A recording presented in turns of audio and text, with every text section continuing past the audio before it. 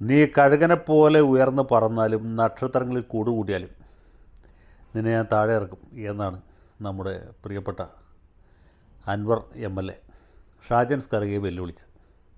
ഷാജൻ ആ വെല്ലുവിളി ഏറ്റെടുത്തു.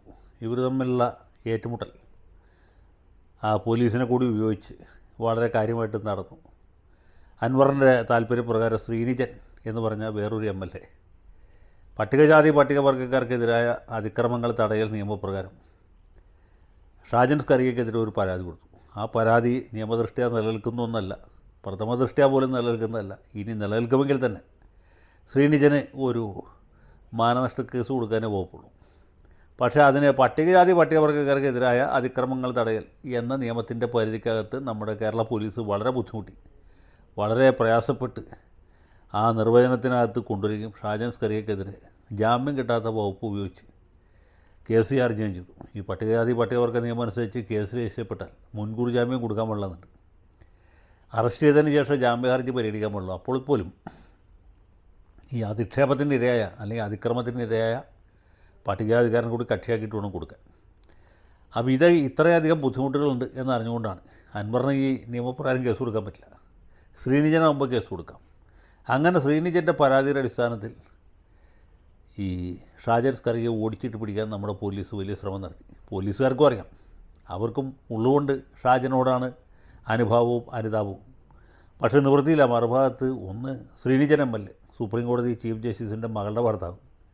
രണ്ടാമത്തേത് സർവശക്തനായ അൻവർ മുതലാളി, അൻവർ മുതലാളിയുടെ പുറകിൽ അലി മുതലാളി.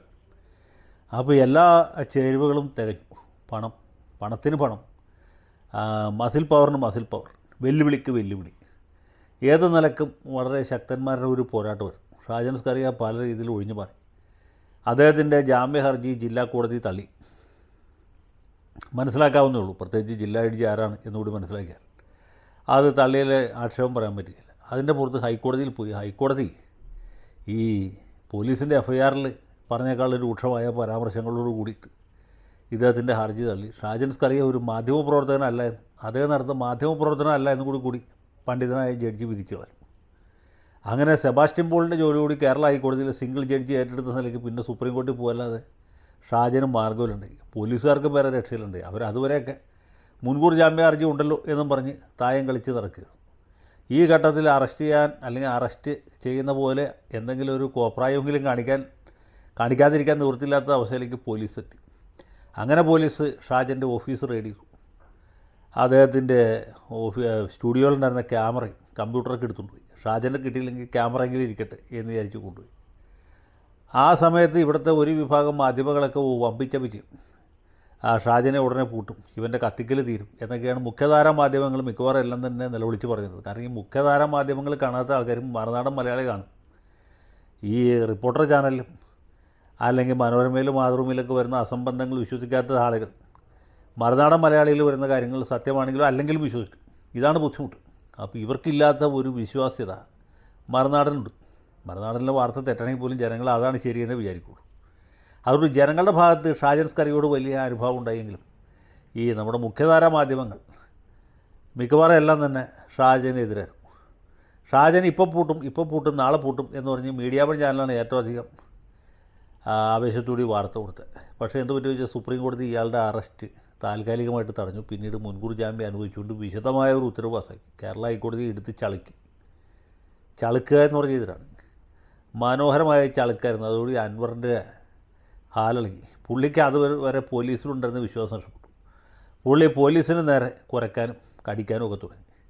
ആദ്യം മലപ്പുറം SP-ക്കെതിരെ ആരോപണം ഉന്നയിച്ചു, പിന്നെ മുൻ SP-ക്കെതിരെ ഉന്നയിച്ചു, പിന്നെ ക്രമസമാധാന പരിപാലന ചുമതലയുണ്ടായിരുന്ന ADGP അജിത് കുമാറിനെതിരെ ആരോപണം ഉന്നയിച്ചു. അജിത് കുമാർ എന്ന് പറഞ്ഞാൽ മുഖ്യൻ്റെ വലം കൈയാണ്. മുഖ്യൻ്റെ വലം കൈയും ഇടം കൈയാണ്. ഒരു കൈ P ശശിയാണെങ്കിൽ മറ്റേ കൈ അജിത് കുമാറാണ്, അല്ലെങ്കിൽ കവചവും കുണ്ടലവുമാണ്. അപ്പോൾ ഈ കവച കുണ്ടലങ്ങളെ ആക്രമിക്കാമെന്ന് പറഞ്ഞാൽ അതിൻ്റെ അർത്ഥം പിന്നെ മുഖ്യനെ ആക്രമിച്ചതിന് തുല്യമാണ്. അടുത്ത സ്റ്റേജിൽ അൻവർ മുഖ്യനെ തന്നെ നേരിട്ട് ആക്രമിച്ചു. അതോടെ അൻവറിൻ്റെ ചീട്ട് കീറണം എന്ന് ഇവർ തീരുമാനിച്ചു. ആര്? ഈ മുഖ്യനും അദ്ദേഹത്തിൻ്റെ പൊളിറ്റിക്കൽ സെക്രട്ടറി.